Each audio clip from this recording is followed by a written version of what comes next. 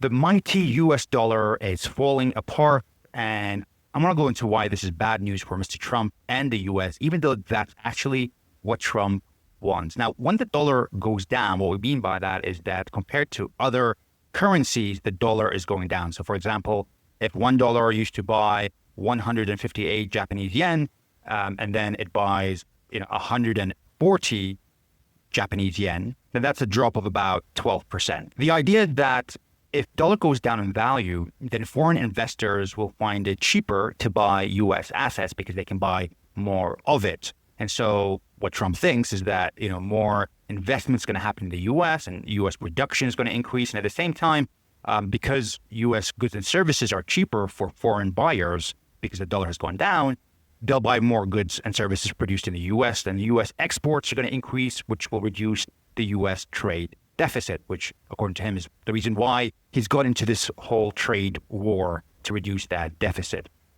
However, he is missing a very key component of all this, which is the power of confidence in the U.S. dollar. And if that's eroded, what will happen?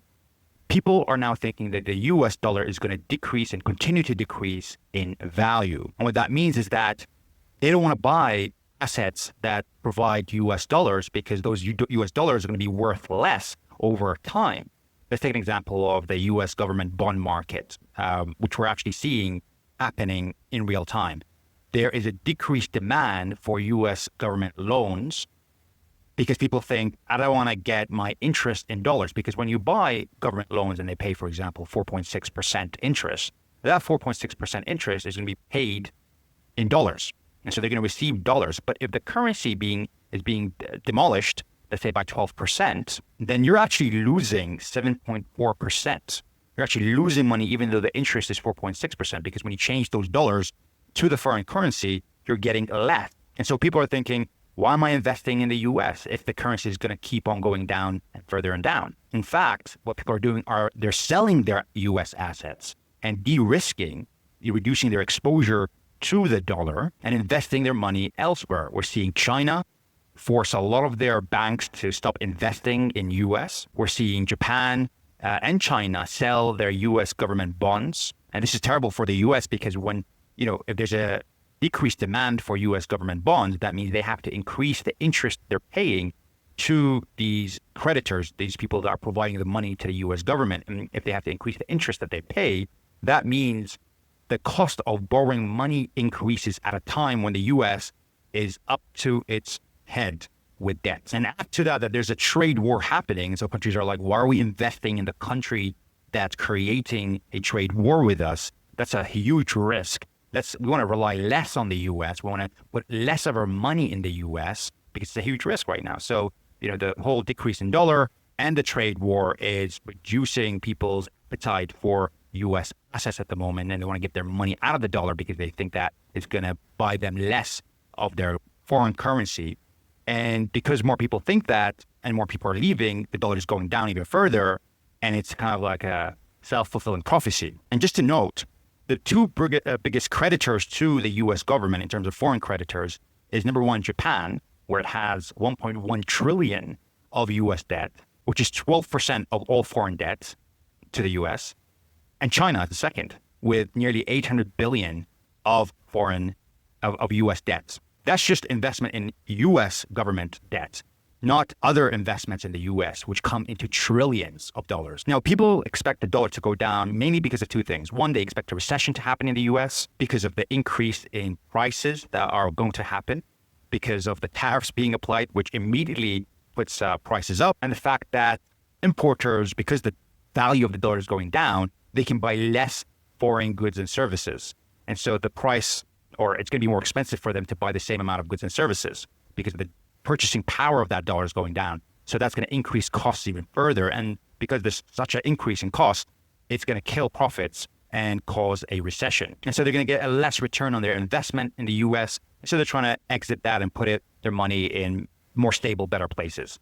The other point, which Trump just alluded to, which is he's not happy with the Fed Chair, Jerome Powell, and he actually wants to fire him. The Fed Chair is supposed to be an independent, the central bank is an independent party to the government, but he's not happy with him because he's not printing money a lot of money, and he's not reducing interest rates, which stimulate the economy. Now, Trump wants that because stock prices are going down, but if you print money, that money is going to circulate into the stocks, and that's going to raise stock prices up. He loves stock prices being up, but that causes a lot of inflation and erodes the value of the dollar even further if you continue to just print, babe.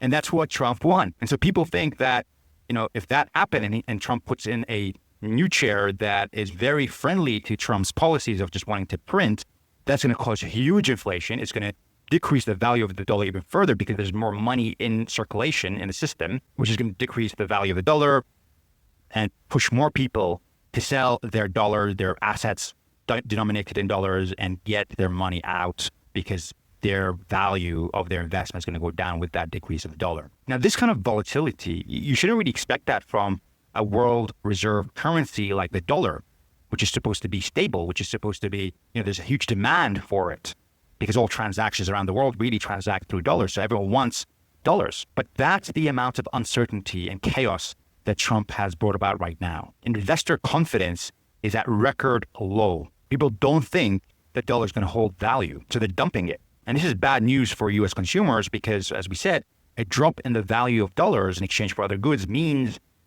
goods bought from outside of the U.S. becomes a lot more expensive. $1, if it used to equal to 158 Japanese yen, now it equals 140, and it continues to decrease. You're going to buy less goods. If you want to buy the same amount of goods, it costs you more. And given that it's going to take time for U.S. to actually try to replace those goods that they bought from outside, you're going to see an immediate increase in the price of goods in the U.S. Now, some people say, well, we only import 11% of the goods that we consume in the U.S. The rest, which is the 89% of goods produced in the U.S., rely on imports of goods and parts to create those goods in the U.S. So no matter how you look at it, prices will increase in the U.S. And that's going to cause even further chaos and turbulence for the U.S. economy and Trump. And so investors are looking at that too and saying, that's further chaos. Investors hate chaos, hate uncertainty, which is exactly what Trump is bringing to the table right now.